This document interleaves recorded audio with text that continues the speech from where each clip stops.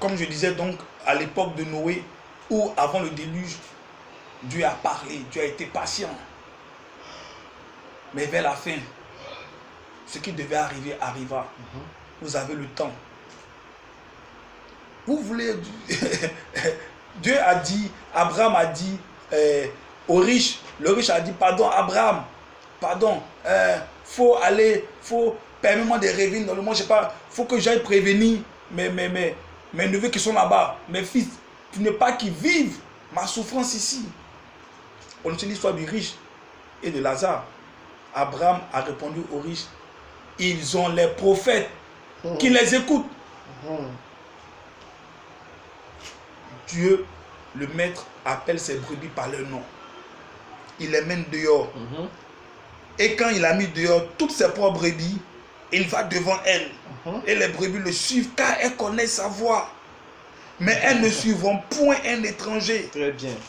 Mais elles s'enfuiront loin de lui parce qu'elles ne connaissent pas la voix des étrangers. Jésus leur dit cette similitude, mais il ne comprit pas ce que c'était qu'il leur disait.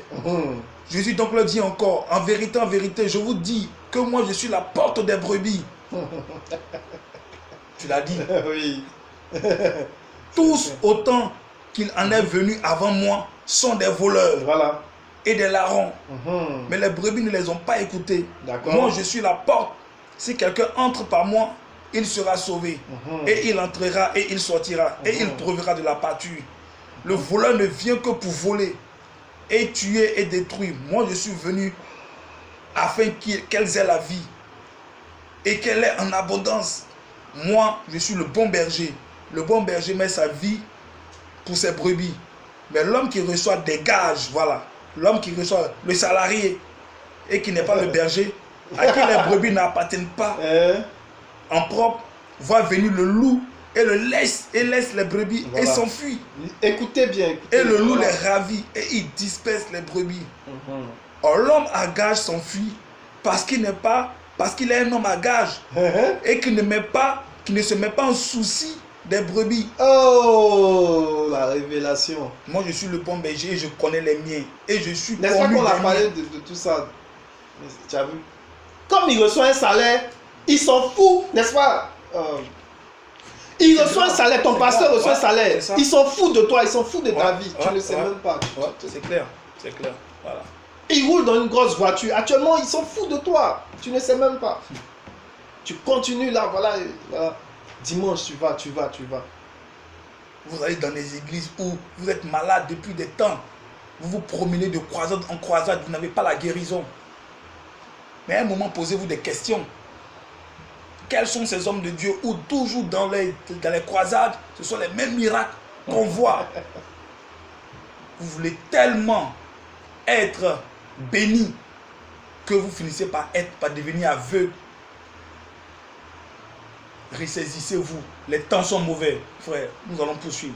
Alors, voilà encore, dans même Romains 8, là, à la suite, nous avons lu d'abord qu'il les a destinés à être l'image, il les a prédestinés à devenir conformes à l'image de son fils, afin que celui-ci soit le premier-né d'un grand nombre de frères. Alors, il va encore dire quelque chose. Moïse a dit dans Nombre, n'est-ce pas, Nombre chapitre 16, il a dit que ce que Dieu va choisir, qui lui appartient et qui est saint. Moïse a dit non. Lisons. Voilà ce que Paul dit aux Romains ensuite. Ceux qu'il a prédestinés, il les a aussi appelés. Là, on est dans la première partie là. D'abord, ceux qui lui appartiennent, il les a appelés. Ceux qu'il a appelés, il les a aussi déclarés justes. Voilà, bon, là, c'est plus la peine. Vous voulez juger, n'est-ce pas, les fils de Dieu? Voilà. Allez-y, donnez-vous en spectacle. Voilà. Mais c'est Dieu qui les a justifiés. Voilà. C'est Dieu qui les a justifiés. personne ne peut les juger. C'est Dieu qui les a jugés. C'est clair. Mais la marque de Dieu est sur eux. Et la preuve que Dieu est sur eux, c'est vous reconnaissez. Mais vous refusez de l'accepter. Et c'est tout. Voilà. Et il les a aussi déclarés justes. Donc c'est les fils de Dieu qui sont saints. Ça ne dépend pas de l'homme. C'est Dieu qui a décidé. Tout à fait. Voilà. Ce que Dieu a déclaré, c'est... Personne ne peut... N'est-ce pas? Voilà, Voilà. C'est Dieu qui dit ça, telle chose ou telle personne, elle est déclarée sainte. Bon, vous allez dire quoi? Parce que c'est ça aussi vous. Vous êtes tellement attaché au jugement d'autrui. Or, le seul jugement qui compte, c'est le jugement de Dieu. Vous êtes toujours là dans les églises, c'est vous qui dites que telle personne n'a pas bonne vie. Vous êtes dans vos églises. Non, nous là, on ne boit pas. Les gens. On ne va pas dans les maquis, on ne va pas dans les boîtes. Voilà. Quoi? Dieu dit, donner... les prostituées vous dévanceront dans le royaume des cieux. Voilà. Mon corps est le temple du Saint-Esprit. Voilà. Ton corps est le temple du Saint-Esprit. Mais avant que l'Esprit ne vienne, es-tu prêt à recevoir le feu? Là, non. Ils ne veulent pas le feu. Là, voilà, le feu, là. Vous voulez juste les tribulations. Voilà, là, ça n'arrange pas. Hein. On vous dit qu'il vous baptisera dans l'Esprit, c'est dans le feu. Voilà. C'est de ça qu'il s'agit. C'est Dieu qui les a déclarés justes. Vous savez comment ils ont été déclarés justes? C'est au prix des tribulations. Vous ne savez pas comment on devient juste devant Dieu. La justification, vous ne savez pas. Lisez les Écritures, vous allez voir. Exactement. Ce qu'on appelle la qualification. Le Christ lui-même a été qualifié par des souffrances. Vous pensez que la perfection devant Dieu, là, c'est je ne vole pas, je ne mens pas. Non, non, non. Le péché, là, tu ne peux rien faire contre le péché. Je vais te dire. D'accord? Justement, ce qui peut qu'on appelle ça, t'affranchir du péché, c'est les tribulations, c'est la souffrance. Et c'est Dieu seul qui en a le secret. Amuse-toi. Voilà. Tu as traité, tu juges les gens en longueur de journée. Voilà, celle-là n'est pas sainte. Oh, celle-là elle fait des bêtises. Celle-là fait ça. Oh, c'est une mauvaise vie. Une mauvaise vie. Elle ne vient pas aux réunions. Elle ne balaye jamais le temple. Elle ne paye pas sa dîme, elle ne paye pas ses offrandes. Mais tu seras confus parce que tu verras justement que la différence entre toi et elle. N'est-ce pas? Voilà. Il y aura vraiment des graissements dedans. Dieu les a déclarés justes et vous verrez au jugement la preuve des choses. Vraiment des graissements. Voilà. Vous verrez la véracité des choses jusqu'au bout. D'accord? Et là encore on dit, il les a déclarés non seulement justes, il leur a aussi accordé la gloire. La gloire après la justification. Préparez-vous. Comme mon frère, ma soeur a dit, on ne force pas. Avec Dieu, on ne force pas. Il a déjà tout prévu pour ses fils. Les fils de Dieu. Ce n'est pas la peine. Comme un bon père. Il fallait faire une mise au point à ce niveau. Parce que voilà, pour que maintenant, on sache, n'est-ce pas, que qui sont les fils de Dieu et puis qui ne sont pas les fils de Dieu. Parce que nous nous adressons aux fils de Dieu. Je suis désolé. Ceux qui se reconnaissent, n'est-ce pas, dans la parole, à qui Dieu a parlé, parce que ces choses-là, ils ont entendu. On dit, ils reconnaissent la voix du maître. Ils reconnaissent la voix du maître. Voilà. Et ils entendent la voix et puis ils suivent le maître. Et bien justement, c'est ce qui va se passer et c'est ce qui est en train de se passer. Exactement. Voilà. Parce que pour continuer l'enseignement, il faut mettre des précisions. Il y a trop de confusion là, voilà. Voilà. Parce que nous voulons avancer.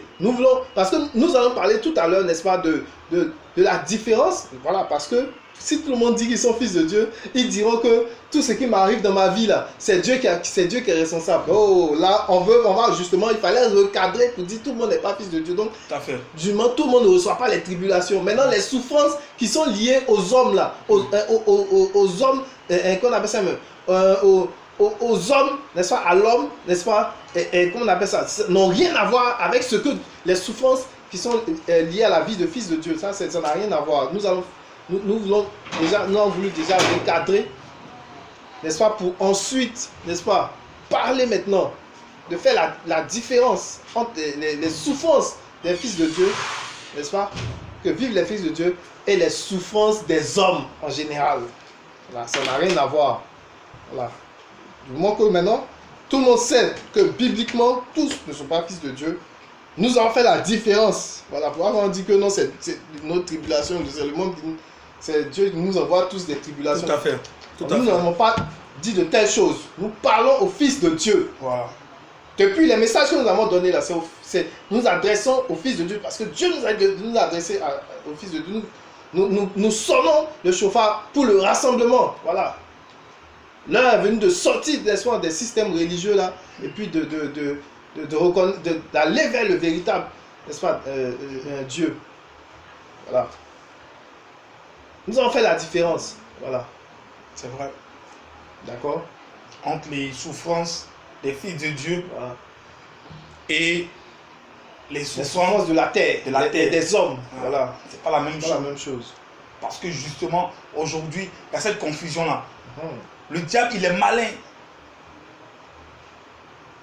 Nous allons ici vous montrer que toutes les souffrances n'ont pas été envoyées par Dieu.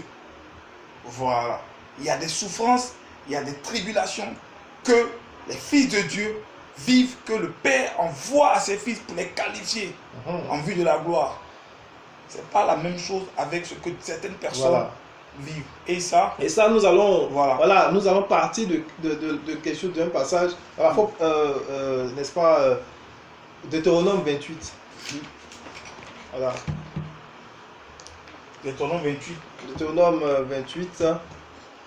Le passage, voilà. Nous allons prendre Deutéronome 28 à partir du verset 15. Alors, je veux déjà dire quelque chose. Déjà, nous savons que les églises sont sous la loi, d'accord? Voilà. Les églises, n'est-ce pas, ont décidé de rejeter, n'est-ce pas, Christ pour marcher selon la loi. Et c'est le fonctionnement des églises. Voilà, les œuvres de la loi, voilà, c'est ce qui caractérise les églises. Et vous le savez. Parce que à ces choses-là, aux œuvres de la loi sont attachées des bénédictions terrestres. Sont attachés des avantages terrestres. Voilà. Donc, puisque tout le peuple recherche ces choses-là, c'est que derrière, il y a la loi. Voilà. Et nous allons prendre le passage, mais nous allons, n'est-ce pas, sortir quelque chose là. Voilà. Bon, déjà, même Dieu m'envoie quelque part encore. Avant que tu vas lire Deutéronome 28 là, pour prendre Jean chapitre 1. On va encore Jean chapitre 1. Jean 1. Voilà. Jean chapitre 1. Oui. Voilà. Et cherche un peu le passage où on nous dit que un homme parut, voilà. On dit que la loi est venue par Moïse. Et la grâce et la vérité sont venues par Jésus-Christ.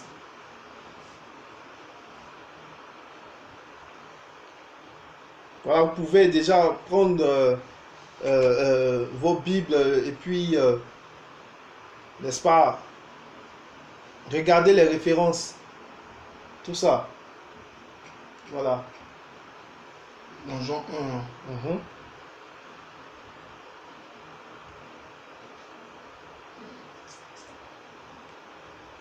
D'accord. Dans Jean 1, à partir du verset 15, oui.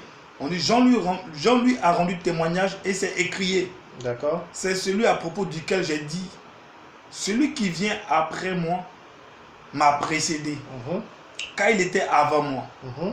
Nous avons tous reçu de sa plénitude et grâce sur grâce. D'accord. En effet, la loi a été... En effet, d'accord, l'explication. La loi a été donnée à travers... La loi a été donnée à travers Moïse. La loi a été donnée à travers Moïse. Mais la grâce et la vérité... Mais la grâce et la vérité sont venues à travers Jésus-Christ. Deux choses différentes. Bon, là c'est... Vous avez... C'est Jean chapitre combien? Jean chapitre 1, le verset 15. Il faut bien noter cette différence et lire. Voilà. La loi est venue par Moïse. Mais la grâce et la vérité sont venues par Jésus-Christ. C'est justement la preuve que puisque les pasteurs ne disent pas la vérité, puisque les pasteurs fuient la vérité, puisqu'ils rejettent la vérité, alors ils suivent Moïse. Il n'y a pas d'eux, on ne peut pas aller, il n'y a pas au milieu, on n'est pas au milieu. Ils ont rejeté la grâce et la vérité. Ils ont préféré la loi, parce que la loi est venue par Moïse. Voilà pourquoi le fonctionnement des églises est ainsi. Allons dans... Il fallait faire la différence. Allons dans... N'est-ce pas?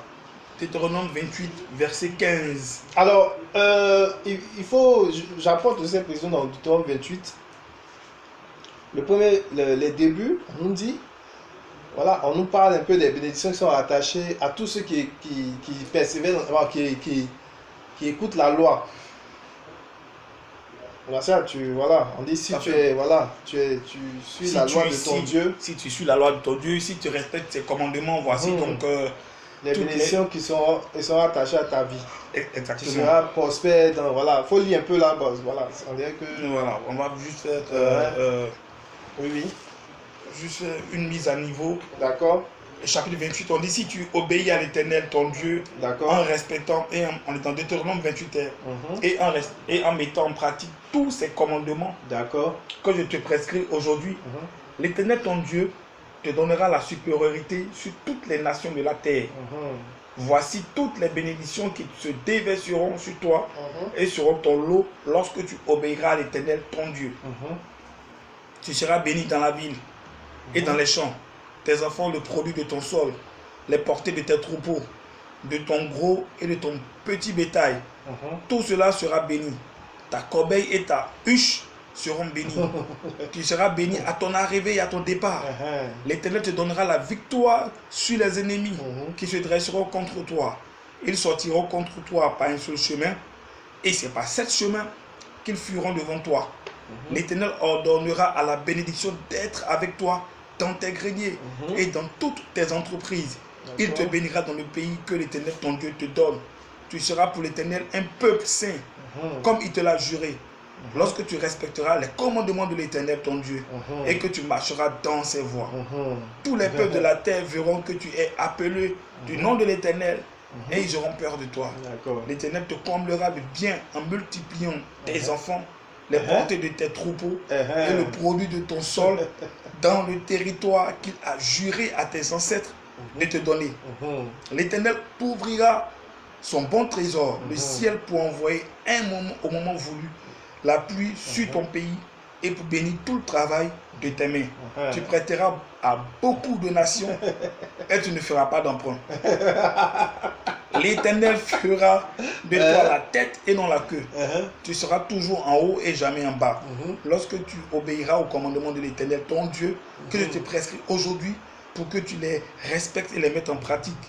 Et lorsque tu ne t'écarteras ni à droite ni à gauche de tous les commandements que je vous donne aujourd'hui pour suivre votre Dieu et les servir. Ok, très bien. Il fallait déjà lire au début pour voir. Parce que beaucoup, ce verset-là, c'est le verset préféré des églises.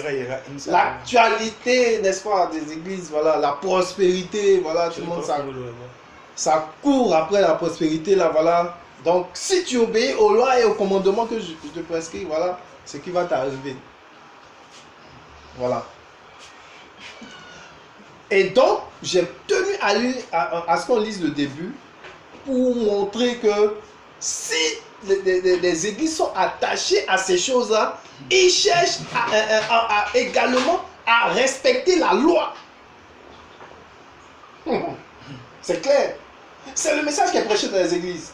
La prospérité, l'abondance. L'abondance. Voilà. Le succès dans ses affaires. N'est-ce pas? La supériorité, je vais être à la tête et non à la queue. Voilà, tout ça. Tout ça. Ça veut dire qu'en réalité, c'est la loi, justement, qui leur porte flambeau en vue d'obtenir ces choses. Oh, justement, ce qu'on vient de lire dans Jean, c'est que la loi, n'est-ce pas, vient par Moïse. C'est Moïse qui a envoyé la loi. La loi est venue par Moïse. Je ne sais pas si tu veux le lire encore là. En effet, la loi a été donnée à travers Moïse, mais la grâce et la vérité sont venues à travers Jésus-Christ. Tu vois, c'est très grave. là c'est très grave. La grâce et la vérité sont venues par Jésus-Christ. On dit, voici, si tu obéis à la loi, voici ce qui va t'arriver. Voici les bénédictions que tu obtiendras. Mais on dit que Jésus, pour lui là, on dit Jésus, lui, n'est pas dans la loi. Lui n'est pas dans l'affaire de la loi. Exactement. Ça veut dire que lui, il ne cherche pas justement à avoir les choses terrestres, les bénédictions terrestres. Lui, il n'est pas dans ce programme-là. Son programme, on appelle ça la grâce et la vérité. Mais voilà. Donc, toutes les églises qui sont en train de chercher ces choses, c'est que derrière, c'est la loi qui est suivie. Tout le monde cherche à marcher selon la loi en vue d'obtenir quelque chose. Exactement. N'est-ce pas? Les biens. N'est-ce pas? Citer là. Voilà. Citer tout ce qu'on a cité. Voici la vérité. Avec que celui qui suit Jésus-Christ, justement, voilà. Ceux qui disent qu'ils suivent Jésus-Christ, ils suivent Jésus-Christ. C'est Jésus qui est notre Seigneur. Dans les églises, voilà, c'est Jésus, ça crie, Jésus, Jésus là. Voilà ici. Vous demandez la prospérité, vous demandez tout ça. Voilà, laissez-moi vous dire que derrière, c'est la loi. C'est la loi qui motive ces choses. Exactement. Et justement, vous faites croire que c'est Jésus-Christ. Vous faites croire que c'est la grâce de Dieu. Tout ça, vous racontez des conneries. Alors qu'en réalité, vous obéissez à la loi. Et elle est multiple. Elle est de multiples formes. Et les choses cachées que vous faites là, tout va sortir. Voilà. Donc il y a une différence entre la vérité, n'est-ce pas, la grâce et la vérité, et la loi. Parce que deux hommes, n'est-ce pas, la loi est venue par Moïse et la grâce et la vérité sont venues par Jésus-Christ. N'est-ce pas? C'est clair, ce ne sont pas les mêmes commandements. Or, par la loi, voici ce qu'on obtient. On n'obtient jamais le ciel par la loi. Jamais. On ne devient jamais fils de Dieu par la loi. Voilà ce que la parole dit. Si tu obéis à la loi, voici ce que tu as. On n'a jamais dit que tu deviens fils de Dieu. Ou tu as accès au royaume des cieux. Or, ici, il s'agit du royaume des cieux. C'est terrible. Il s'agit ici du royaume des cieux. Mais voilà que justement les gens recherchent la prospérité, tout ça, les choses. C'est que c'est la loi. Or, quiconque, justement, suit la loi, ne devient pas fils de Dieu parce que, justement, on dit c'est la grâce et la vérité par lesquelles on devient fils de Dieu. Et là, j'ai vous faites le choix. Le choix. Et là, j'ai le passage dans le Galates qui est clair, Galates 3. D'accord. Le chapitre 3 au verset 5, on dit celui qui vous accorde l'esprit et qui accomplit des miracles parmi vous, le fait-il donc parce que vous pratiquez les œuvres de la loi ou parce que vous écoutez. Donc, ça veut dire que ce qui se passe dans les églises, laissez-moi vous dire, c'est la puissance de Satan, c'est de la sorcellerie pure, c'est de l'occultisme que les gens utilisent pour vous faire les miracles ou bien quoi que ce soit, les guérisons dans vos églises. Voilà, ta prospérité, là, c'est de l'occultisme qui t'a donné ça. C'est clair. Voilà. Et frère, laisse-moi même te dire qu'aujourd'hui, c'est ce type de culte-là, de miracle qui aujourd'hui fait mouche. Tout le monde accourt derrière les prophètes qui font des miracles. Tous. Et même ces personnes disent qu'aujourd'hui, on n'est plus à l'époque des pasteurs, oui, dans le temps, vos pasteurs de faisaient que prêcher. Aujourd'hui, nous, on est loin. Nous chassons les démons. Nous avons le don de voyance. Et ces mêmes hommes de Dieu aussi vous donnent des ordonnances à suivre. Aujourd'hui, ils vont plus loin. Ils ne vous disent plus. En plus, non seulement ils vous disent de respecter les 10 commandements, mais eux-mêmes, ils se sont créés leurs propres commandements qui aujourd'hui, mais c'est grave. Demander à des personnes, des poudres. On vous demande de vous lever à 1h du matin. Vous le faites ces choses dans les églises. On vous remet des bougies. Oui, Martial, effectivement, voilà, Dieu veut qu'on parle, voilà, c'est dans clair. Les églises, on vous dit non de partir avec des bouteilles de Coca-Cola ou bien de prendre des bouteilles d'eau minérale et de faire des rituels, c'est grave. Voilà, et voilà, l'huile sainte de Jérusalem, c'est, voilà, les huiles d'olive, voilà, envoyez vos huiles d'olive, nous allons les bénir, voilà des choses qui se passent. Et on prend l'huile d'olive là, voilà, on dit voilà, et ils vendent de l'huile d'olive. Ils vendent, c'est grave. Huile sainte, on appelle ça l'huile sainte, Martial. C'est grave. Et ça s'achète comme de petits pains. N'est-ce pas? Vous courez derrière ces hommes de Dieu. Eux-mêmes n'ont plus besoin de vos dîmes et de vos offrandes parce que leurs huiles qu'ils vendent, déjà ils font fortune. Ils font fortune. On vous vend de l'huile sainte. Oh, mais Tout un plan, c'est toute une organisation, vraiment, c'est du commerce organisé, c'est le grave. culte païen qui est rentré dans les assemblées. Voilà. Quelle différence y a-t-il entre ce que votre homme de vous donne une poudre blanche N'est-ce pas? et puis le féticheur le marabout ou le féticheur? dans sa petite C'est case. la même chose. C'est la même chose. Dieu dit, ce ne sont pas, c'est plutôt des loups qui se sont camouflés. Ça dit, il suffit qu'on mette le nom de Jésus sur la poudre, voilà, et puis c'est pas une poudre. On sait qu'on est devenu insensé, on ne réfléchit plus. Ça veut dire, même une simple réflexion, on ne met plus. Comment Voilà. pouvez-vous accepter sur de telles choses où les personnes prennent l'huile sainte et y versent et vous êtes là? Voilà. La pratique de l'occultisme des personnes qui se disent sorciers positifs ou encore ils ont le don de voyance. On dit lui là, on les a consacrés par l'onction. C'est huile sainte, on va sur la tête. C'est ça qu'on appelle consacré par l'onction. Voilà. Voilà, tu as été consacré par l'huile, avec l'huile sainte.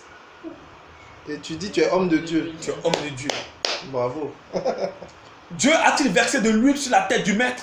Oh, vous êtes des... Waouh. Voilà à quoi on Voilà, en assiste. fait, voilà. Toutes ces choses sont dévoilées et voilà. Et aujourd'hui, littéralement, ça dit que non seulement de un, à l'époque, ils ne comprenaient pas les Écritures, parce qu'à travers les Écritures, ils ne faisaient que imposer Oui. des commandements, des enseignements eux-mêmes. Aujourd'hui même, ils ne font plus rien avec les Écritures. Eux-mêmes, ils se sont inventés leurs propres enseignements.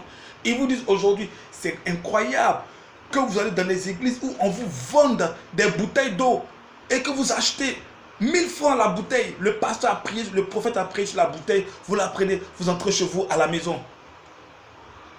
Et eux aussi vont critiquer. Et en eux, c'est la guéguerre. Oui. Tel critique, tel critique, tel. Et dans tout ce tohu-bohu, le peuple de Dieu est perdu.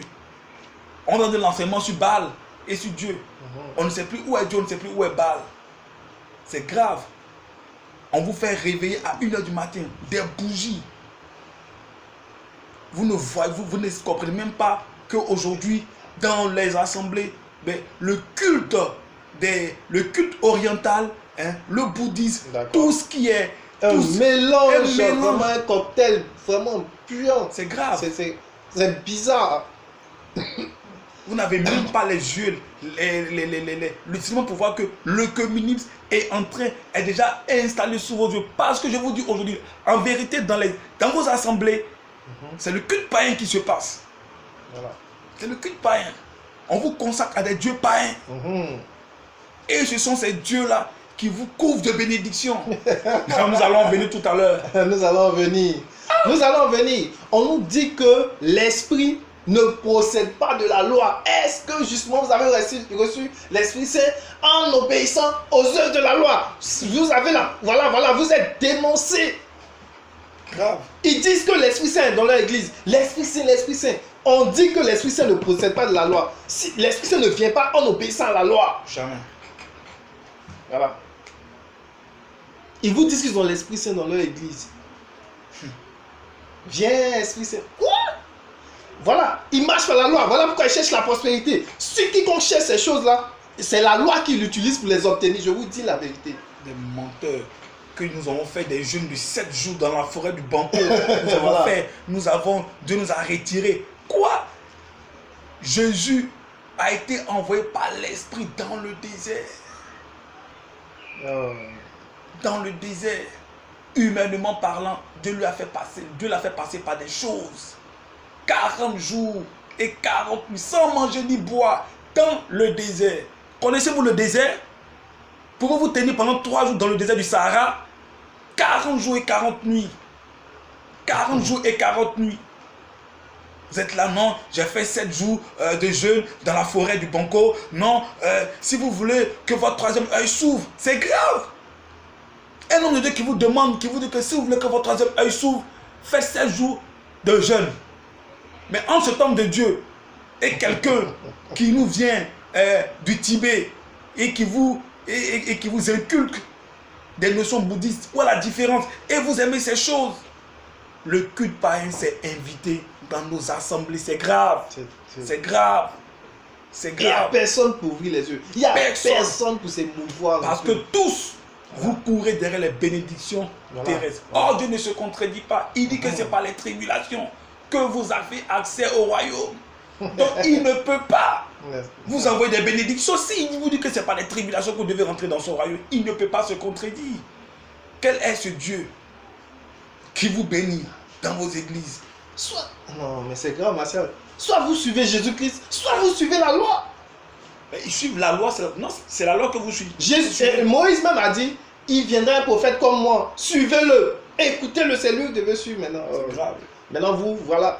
Même Jean-Baptiste dit, c'est lui là, suivez-le. Eux tous, ils se sont référés à lui. C'est lui maintenant, vous devez écouter. Personne ne l'écoute. Et maintenant, on préfère, voilà, on dit non, voilà, je préfère Jean-Baptiste. Moi, c'est, voilà, là encore, là, il retourne carrément derrière, là. Moi, je préfère Jean-Baptiste. Alors, moi, je préfère Moïse même. Mais voilà, c'est grave, tu vois, tu des affiches, des publications, des pour, on dit non, l'esprit d'Élie va descendre, c'est grave.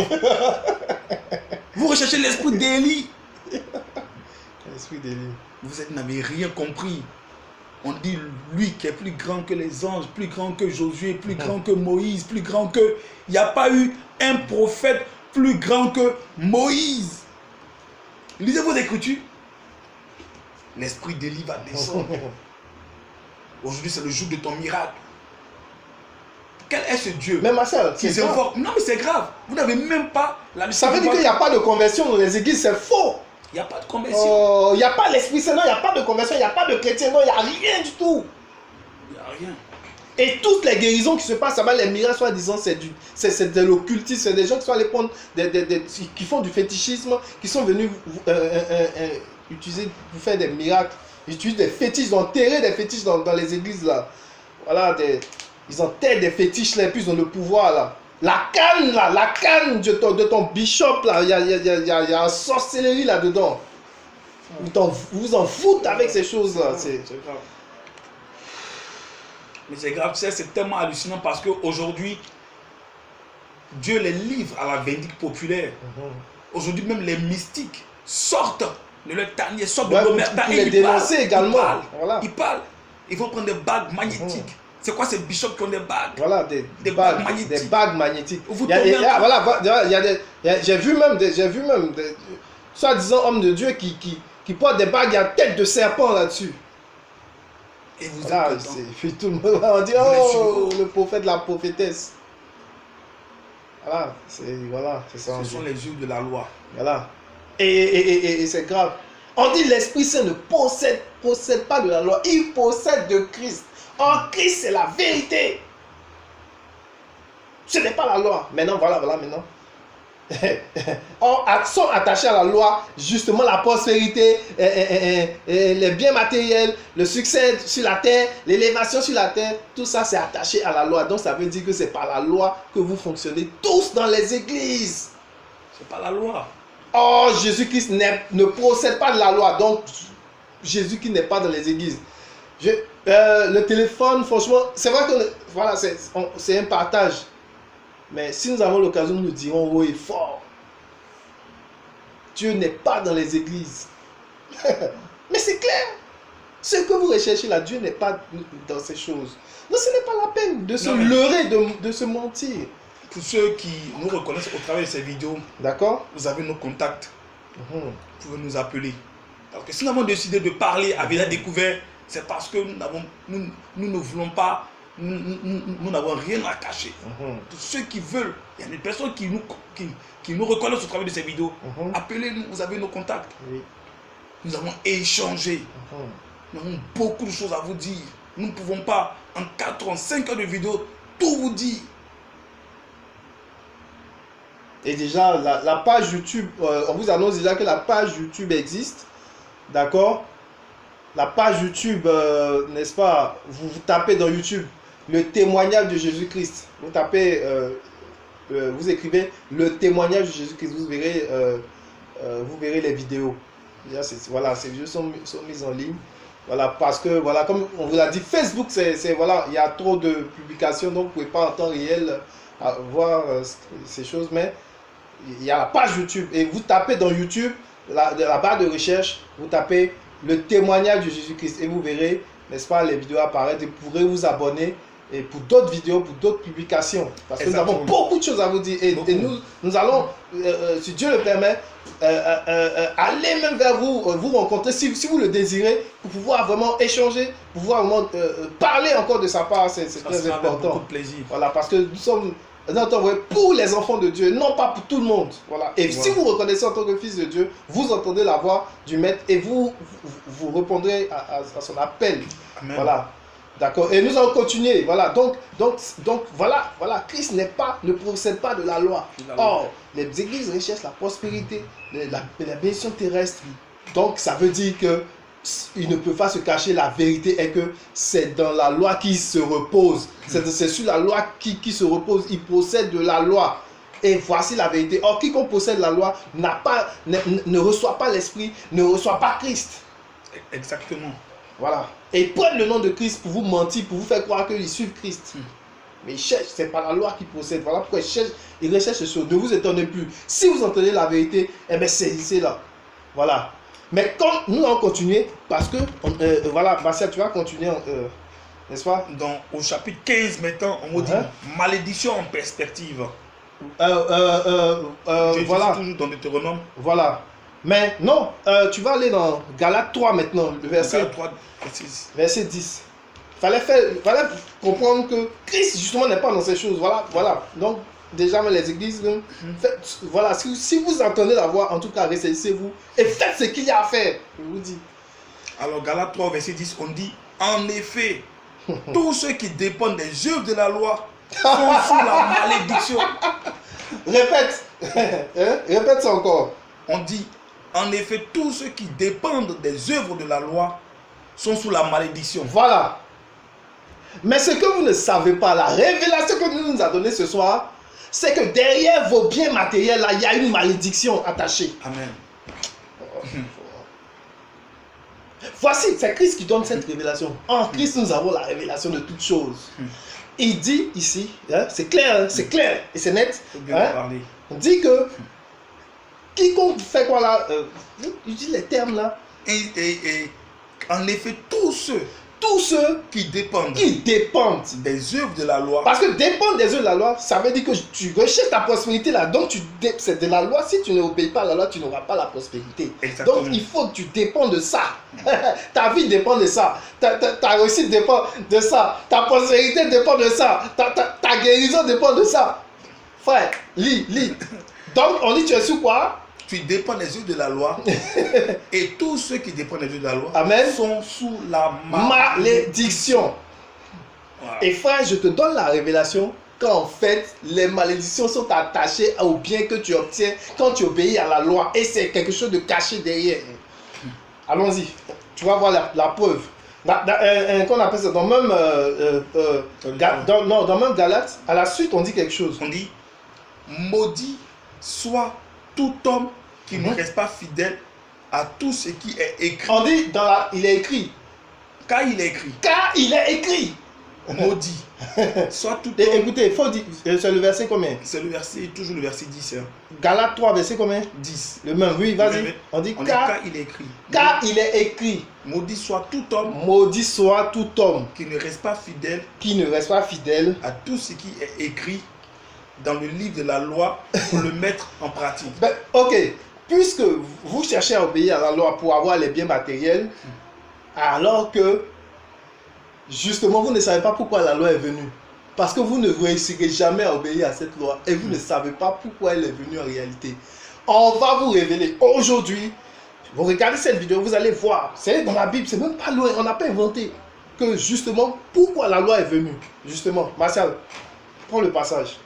La loi est venue à cause de quoi? Pourquoi Dieu a envoyé en réalité la loi? Nous avons la révélation de toutes choses en Christ. N'est-ce pas? Je poursuis le même. Le passage où n'est-ce pas? Où on dit pourquoi le péché est venu. Romains chapitre 5. n'est-ce pas? Tous ceux, n'est-ce pas, on dit que quiconque persévère, qu'on appelle ça, ne persévère pas dans la loi, est sous la malédiction.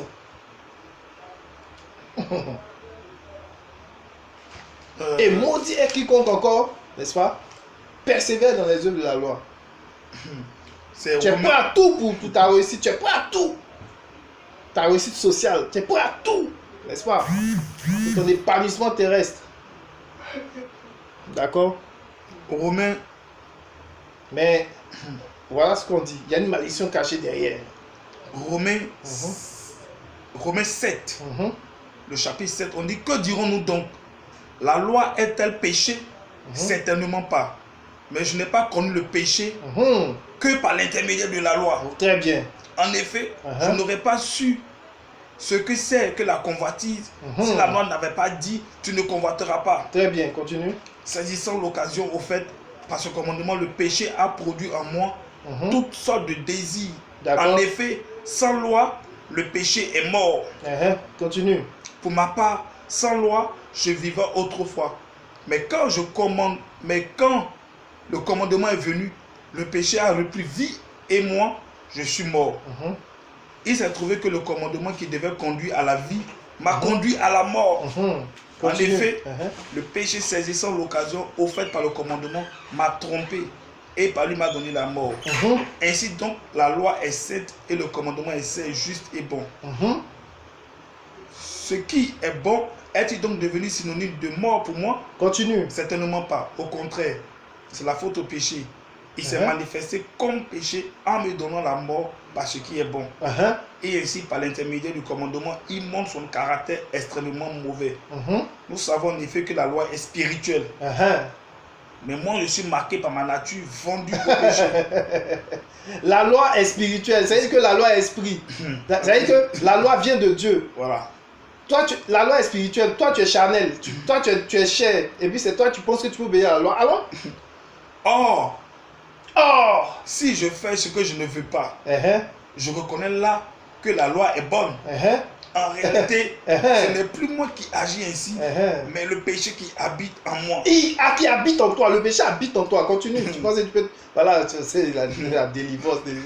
En effet, je sais que le bien n'habite pas en moi. Le bien n'habite pas en moi. C'est-à-dire dans ma nature propre. Mensonge matin, midi, soir. On va dénoncer, oui. En effet, je sais que le bien n'habite pas en moi. C'est-à-dire dans ma nature propre, j'ai la volonté de faire le bien, mais je ne parviens pas à l'accomplir. Oui, vas-y, vas-y. En effet, je ne fais pas le bien que je veux, mais je fais au contraire le mal que je ne veux pas. Voici ce que la loi produit. Continue. Or, si je fais ce que je ne veux pas, ce n'est plus moi qui le fais, mais c'est le péché qui habite en moi. Et qui habite en lui. Continue. Je découvre dans cette loi alors que je veux faire le bien. C'est le mal qui est à ma portée. En effet, je prends plaisir à la loi de Dieu dans mon être intérieur. L'être intérieur. Voilà, bon, on va donner un enseignement, mais où on dit... Mais je constate qu'il y a dans mes membres une autre loi. Elle lutte contre la loi de mon intelligence et me rend prisonnier de la loi du péché qui est dans mes membres. Continue. Pourquoi la loi est venue? Malheureux être humain. Vas-y plus bas. Pourquoi la loi est venue? Voilà, je veux voir ça. La vie n'est pas bon. Il n'y a donc aucune condamnation pour ceux qui sont en Jésus-Christ.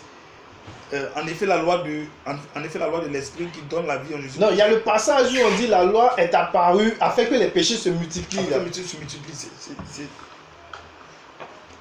Bon, c'est le passage que nous sommes en train de... Mais tu avais vu le passage, non? D'accord. Le but de la loi, n'est-ce pas, c'est que les péchés se multiplient. Ça veut dire que c'est pour la permettre de savoir qui nous sommes.